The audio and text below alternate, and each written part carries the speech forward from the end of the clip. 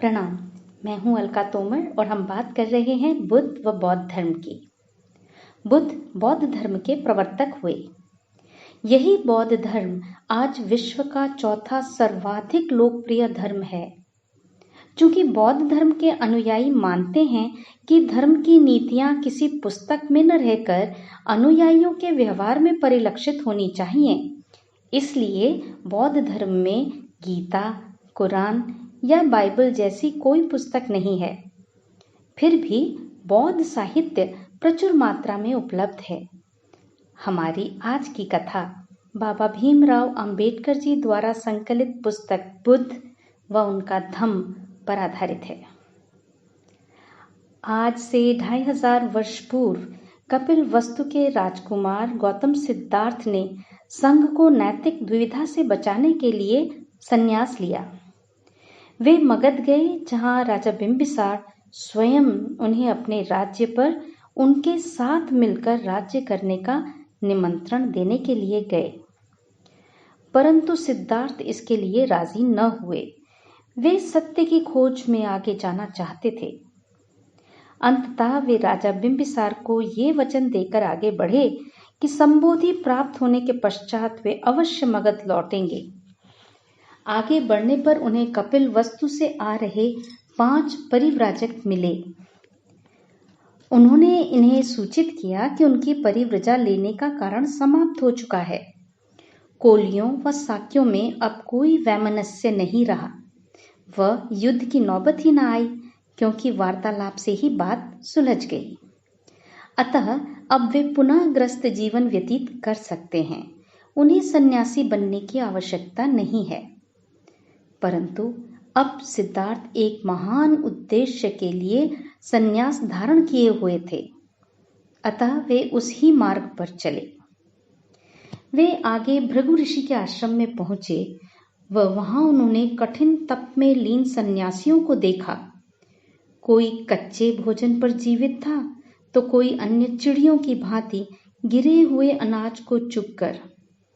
कुछ ने अपनी जटाएं हमेशा भिगाकर रखने का व्रत लिया था, तो कुछ अन्य जल में मछली की भांति जीवन जी रहे थे। वे आगे की योनियों में ऊंचा पद प्राप्त करने के लिए ऐसा कर रहे थे। वे मानते थे कि आज वे जितना कष्ट सहेंगे, आगे उन्हें उतना ही सुख प्राप्त होगा। गौतम ने जाना कि जिस उद्देश्य से वे आए हैं वह तपश्चर्या से प्राप्त होने वाला नहीं है। अतः वे संत अर्धकलाम के आश्रम में पहुंचे। वहां उन्होंने सांख्य शास्त्र सीखा। सांख्य ज्ञान मार्ग की शाखा है। यह तर्क और विज्ञान पर आधारित है। यहाँ उद्देश्य, आशय, प्रक्रिया व निष्कर्ष आदि पर अन्वेषण किया जाता है।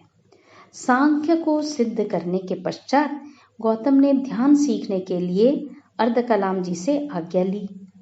वे संत उद्दक रामपदा के आश्रम में गए। वे उनसे जो भी सीख सकते थे वह सभी उन्होंने वहां सीखा। अब वे मगध की ओर बढ़े। मगध में भी उन्होंने ध्यान मार्ग का और गहन अध्ययन किया। यहाँ पर भी उन्होंने श्वासों पर नियंत्रण रखते हुए अपने चिंतन को एकाग्र करना सीखा।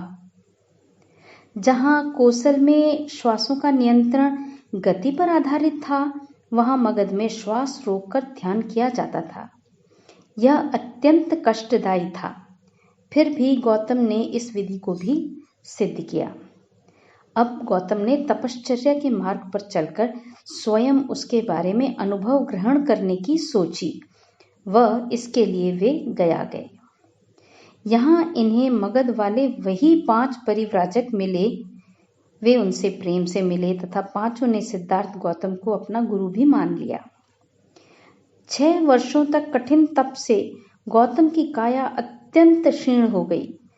अब उन्हें यह विचार आया कि अपनी काया को इस प्रकार त्रास देना धर्म नहीं हो सकता। जो व्यक्ति क्षीण है, जिसमें ऊर्जा का अभाव है, वह विश्व को प्रकाश दिखाने के लायक हो ही नहीं सकता। विश्व को प्रकाश वही दिखाएगा जिसके शरीर में ऊर्जा हो, जो शांत हो, जो एक चित्त हो तथा यह तभी हो सकता है जबकि शरीर की न्यूनतम आवश्यकताएं पूरी होती रहें। इस समय सुजाता नाम की एक महिला थी जिसने एक बरगद के पेड़ पर भोजन अर्पण करने की मान रखी थी। मान के अनुसार उसे पुत्र प्राप्ति हुई थी, अतः वह वृक्ष को सोने के कटोरे में खीर अर्पण करने गई। गौतम उस वृक्ष के नीचे बैठे थे। वह समझी कि वृक्ष ही पुरुष रूप में उस वृक्ष के नीचे बैठे हैं, अतः उसने वह खीर गौतम को अर्पित कर दी। गौतम ने खीर का प्रसाद ग्रहण किया।